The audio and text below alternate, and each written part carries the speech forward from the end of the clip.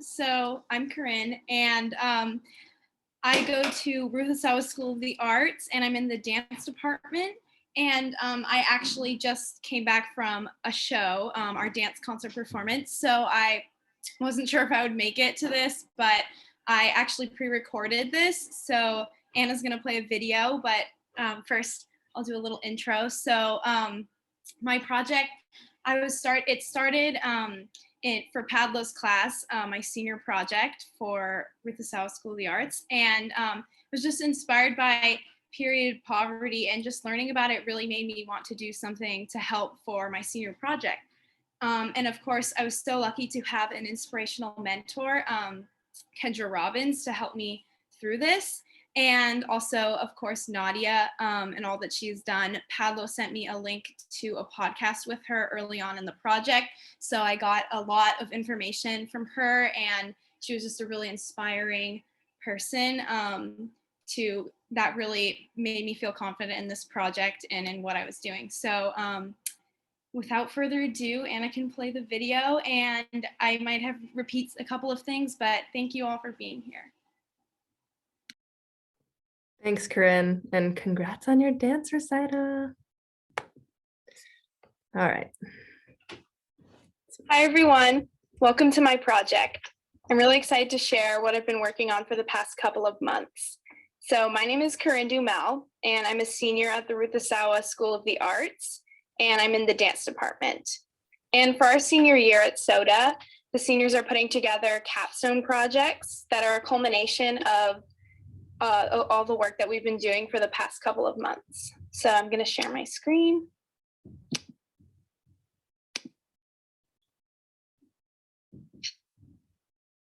So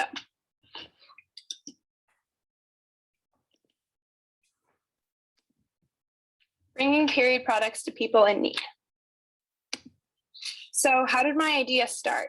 Well, when I was brainstorming ideas for this project, I thought about how having your period is not a fun experience, and it's easy for me to overlook the fact that I have access to products to deal with my periods. Then that got me thinking, how do women and children go through menstruation when they don't have access to these resources or the support to learn about what's going on? And my first thought was that I wanted to help people in person, like just doing what I can to help girls without access to period products, clean spaces, and information, or who could also be dealing with pain, discomfort, or confusion. But with COVID limitations, I had to brainstorm other ways to provide these things without social contact. I really wanted to make the whole process of menstruation easier by providing all the things that a woman or girl might need to make their experience of having a period as comfortable as possible. I reached out to a mentor named Kendra Robbins, who would help me in figuring out a way to make this idea into a reality. Kendra Robbins is the founder of Project Night Night, which is an organization that brings homeless children bags that include a blanket, a book, and a stuffed animal. And these bags are meant to help these children feel safe and secure. And her nonprofit reaches all over the country. And of course, the inspiration for my specific project was period poverty. Access to period products is a privilege that is easy to take for granted. And after researching the distress that comes with period poverty, I felt the need to do something impactful to help.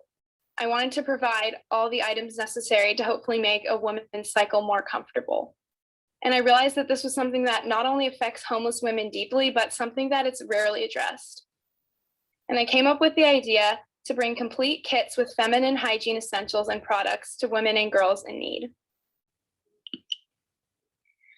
After working with Kendra, I created the goal of 100 kits filled with products and other things that I thought were essential to a period.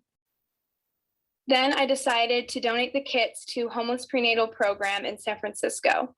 And these kits will be distributed through Homeless Prenatal's Friday distributions.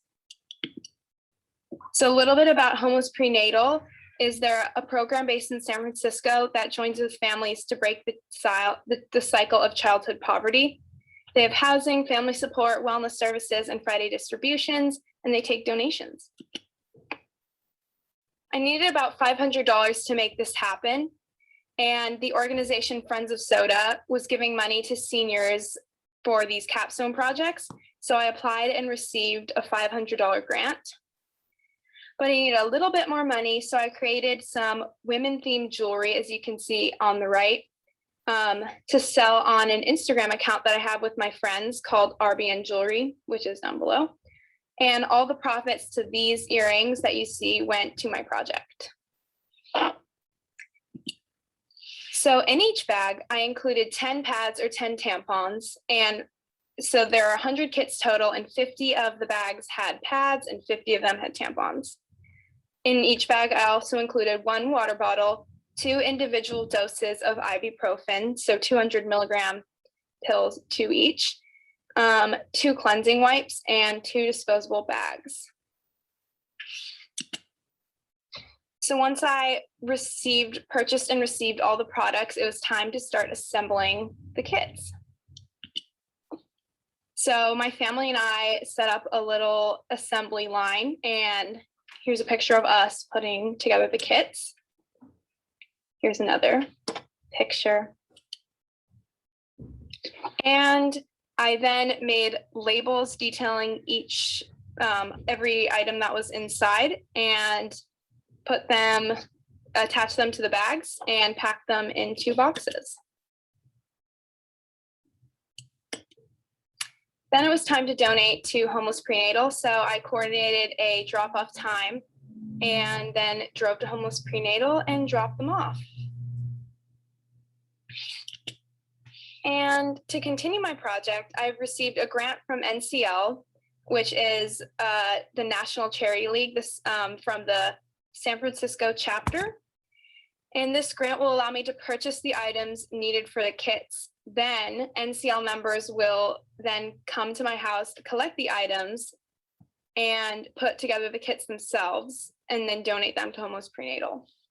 And after I leave for college, my sister, Jillian Dummel, will continue this project along with NCL. I was most excited that I learned how to create a positive impact in my community through making connections to programs that I otherwise wouldn't have. And if you take anything from this project, please remember that period poverty is an issue that is rarely brought up, but we can change that. Thank you.